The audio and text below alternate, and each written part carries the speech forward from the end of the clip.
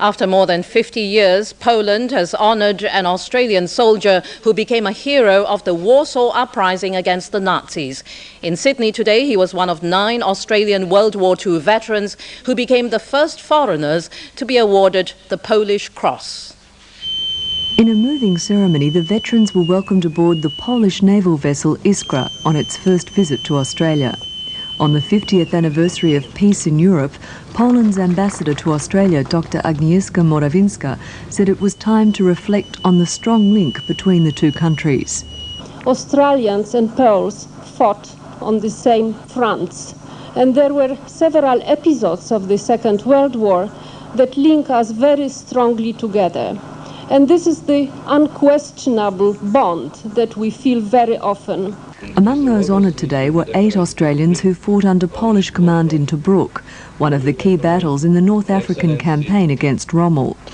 Former resistance fighter Wally Smith was awarded a remarkable 3 medals for his role in the Warsaw Uprising against the Nazi occupying forces in 1944. Mr. Smith was the only Australian soldier to take part in the uprising and escaped 7 times from German prisoner of war camps. Now 80 years old, he was a reluctant hero today. All the heroes are still there. Jo McKenna, SBS News. A special honour for a group of Australian war veterans decorated with one of Poland's most distinguished awards. The Polish Cross was usually awarded only to Poles, but President Lech Wałęsa made an exception for our veterans. With pomp and ceremony half a century after the battles, 7 Aussie heroes became the first non-Poles to win the Polish Cross. During World War II, they fought alongside the Polish army, their bravery prompting special recognition. 80-year-old Wally Smith was the only Australian who fought with the resistance in the Warsaw Uprising. He can't forget Nazi atrocities. And they had about 35 to 40 young kids and women lined up against the wall, stripped them with machine gun bullets, cut them in half. George Miles was with the Poles in Tobruk. He's delighted with his award. Very, very proud. Fred Mackay was in Tobruk too. He remembers learning a vital Polish word. Dzień dobry. That was a good day. And he said, say that, we won't shoot you. The Polish government tracked down the veterans via an ad in the RSL newspaper. Authorities say today's ceremony cements the bond between Australia and Poland. Helen Vines, 7 Nightly News.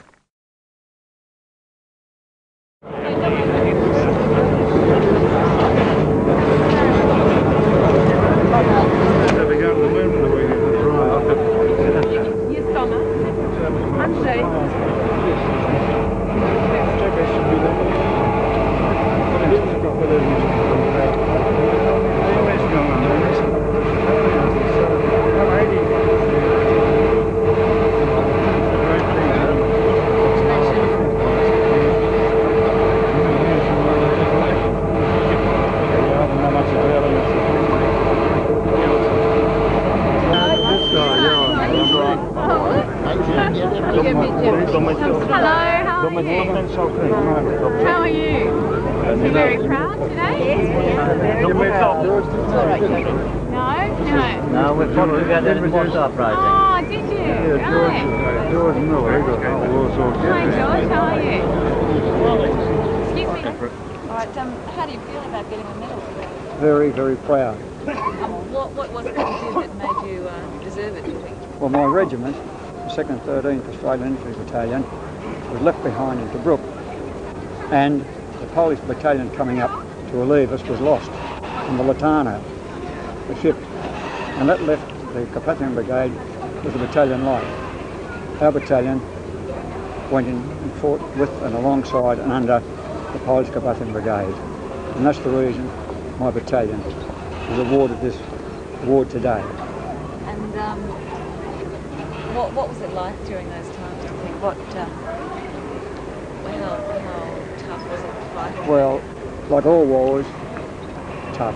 For any infantryman, it's tough. It had to be. You had to be tough to stand up. And how did you find out about this? Was it a surprise? Yes, it was really a surprise. One of our ex-members told me that they were going to present a medal, and he got the form for me, we filled it in, and I received a letter from the Polish consulate telling me that I've been awarded, or our battalion that were in the Brook at the time, I've been awarded the Polish Cross. And what will you do with the medal? I'll wear it my others with pride. Thank you very much. No, yeah, one of them, the Polish, the other medals, some are around the place. Oh, there it is, there's a white photo. That's the Tobruk Siege medal. Oh, this is the one you got today too? No, that's one the Australians got there. These are the normal medal campaign, and 39 medals.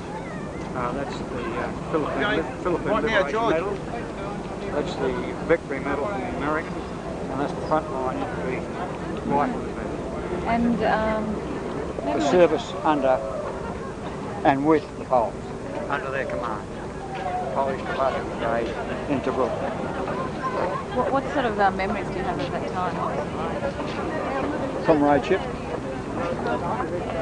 Friends probably lost. That's it.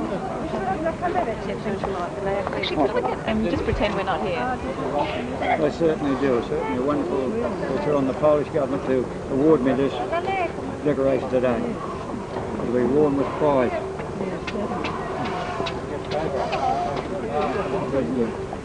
Right you are. That's good. Give him a kiss. Pardon? Give him a kiss. What? It's over 50 years, chop it out. What's the good of a kiss? Good, cheerio. Thank you very much. Congratulations. How do you feel about getting the medal today? Now the members are coming. Very proud. And what are your memories of that time? What do you think you did? You had the right to get the medal. So you're taking the signs up with them back at 12. Well, it's not going to be open till... Under their command, I suppose. When we broke out of Tobruk to meet the 8th Army coming up over in Japan. And it's the worst experience I felt before I was home. We were shelled, the Germans caught us out in the open, and they belted the hell out of us with their 88mm guns. I was a stretcher bearer at the time. And I tell you, it was pretty cruel. And as we come back in, the Polish Brigade, or the Carpathian Brigade as they were called, they looked after us. They really did. And the only thing they ever, Polish word they ever taught me was Dzień dobry in the tent. That was good day. They said, say that we won't shoot you. And does getting the medal today, does that sort of make up for some of the horrors that you've been through? In a sense, yes. At least we're thought of.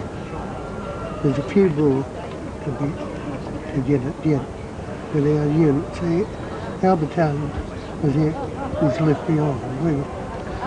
We were to come out. The Polish Brigade were to relieve us. But the boats bringing them up got torpedoed. So we were left behind. There was no way of getting out, so we fought under the command of the Polish officers that took over the garrison. And then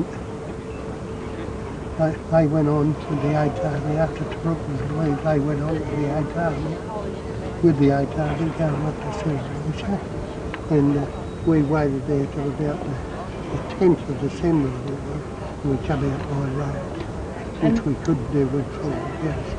Did you remember, were you in the same town with some of the other men that got medals today? Yeah, there was 3 others of I out of my battalion, and one was in the same platoon, same company.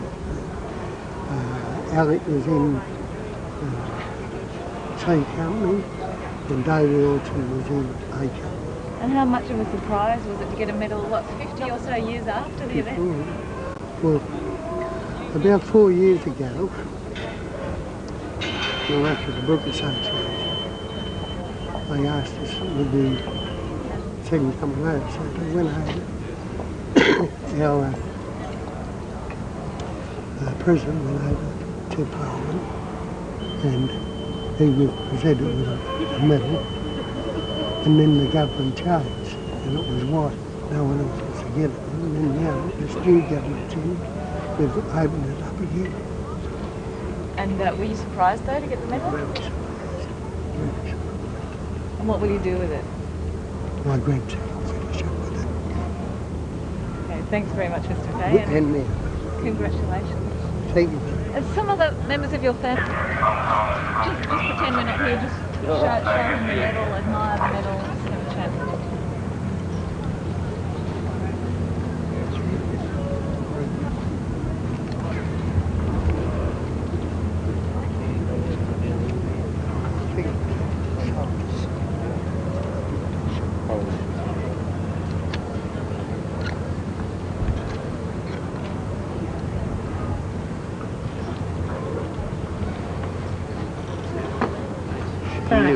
Don't you want it? 10 years. Well, what about that? Anyway. Look at that, look. That's just grey old bloke, isn't he? The most handsome bloke in Bondi. All the sailors are after me. It was good experience. You've been arrested for I'll tell you something. These are terrific. They're terrific. But all my people are dead. On the ship and they give us fourpenny darks and everything. What beer is it got?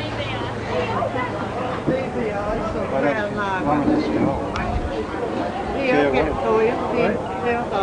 see the moss fly out of it? Yes. Oh, Jesus. That's fair dinkum. How long had that? I've been round in this ship drinking fourpenny darks. Should have taken the one on board with you. Thank you. Oh, God. Beautiful.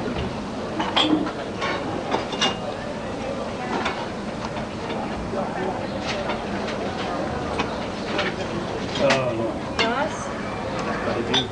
Thank you. They wanted to just race you around and race you out, didn't they? I'll bite you after you got 20 minutes. We'll start with a quick interview with you. Yeah. Is this all right? Can I sit down? Yeah, fine. More comfortable sitting up, it'll be fine.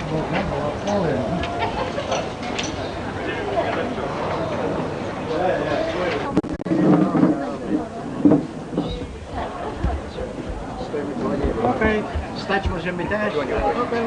Hey, we got a photo together. I am John. Okay, that's all. Thank you. Did you get all my medals in? Yeah, I think you're all in. Okay, make all the medals.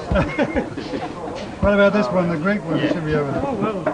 Thanks very much. You know. Tell us $5 a ticket. All right, thank you very much. And all the best. Thanks so much. Oh, come around here. What are you doing? Come around and sit here. All right, okay, Muttley. Can you tell us how do you feel, first of all, about getting a medal today? Oh, I'm a funny bloke. I feel terrific about it. I think it's a great thing, and it hurts me. I lost all my family. They're all dead. It's too late. I'm 80 years of age. If they'd have got these in 1950, you know, when I tell my sisters and my brother, he was with me in Germany, in Poland. He was a prisoner of war. He volunteered to stay behind in Greece, the whole hospital, 50 years. And if you could have told, I told them lies. They thought they were lies. Everyone said, here he comes again, he's got another story, you know. Tell us about this and tell us about that. I'm telling them the truth. No one believes it. So what was it like during that time that you were fighting alongside the Polish? Well, it's hard to... I went to Warsaw in... not to Warsaw. In November 43. Well, I was there nearly 12 months before the uprising, and I got around quite a bit. And I met up with Keith Chisholm, Lieutenant Keith Chisholm. I'll tell you what happened. You got time for the story or not? For my purposes, all I just need is a few quick things. I'd love to hear the story, but I'm sure you've got a lot of other people you'd like to talk to. Just while we've got the tape rolling. Can you tell me what are your most memorable experiences during that time fighting with the Poles? And if I tell you, you wouldn't believe me, would you? Oh, well, they have things called Crovers. They fire electric mortars. And woof, woof, woof, 14 mortars. And wherever they land on one building, they blow the top or set fire and cover it with boiling tar, black tar. People were black. And I was in this place, and I wanted to go to the toilet, but you couldn't go in the buildings because there was no water. So naturally outside, you went outside and there was one of these toilets with 3 pews in it, and they don't have toilets like us then, they have holes in the ground and 2 bars to hang on to. Well, after a month there was quite a lot of stuff in them holes, you know what I mean? They was up about that high. And I had to go, so I went out and I said, well, I'm happy because the Crover's gone, It's just done us. You'd cry if I told you, but just done us, so we won't get it again. And I pull my pants down, guard my legs as much as I can, and just spot the end and hang onto the bars, and I go, woo, woo, woo, woo, 14. I said, well, thank God it's not us again, and you wouldn't want to know it was us. And the top of the bloody building blew off, come down on top of the dunny I'm in. You can imagine me sitting in it, trying to protect myself with concrete and everything, and bricks and mortar and SHIP all over you, and people trying to drag you out, clean you. I think that's funny. You know? I think that's one of the funny things about it. Is it very painful to remember all the time? Yes. What are some of the things that you do remember as briefly as you can to tell us? How do you mean? See, well, one thing I can tell you is, I thought I'd never forget it, is we were at Ruscatty too, and opposite was Inca and the sandwich, that was Parliament House and the YMCA, the big buildings, Parliament House. And the Germans had Parliament House, and we were across this side of the street. And when we had the 12-hour truce from 7 to 7, no one fired a shot. So one of our little fellas run down to the shop as far as the next building over there, the ham and beef shop, where they call them a different name, delicatessen or something, and he came back with ham and bundles of cigarettes, Junab cigarettes. And the Germans, when they came across the road, they got the big grapes hanging over the wall. So right up, pal.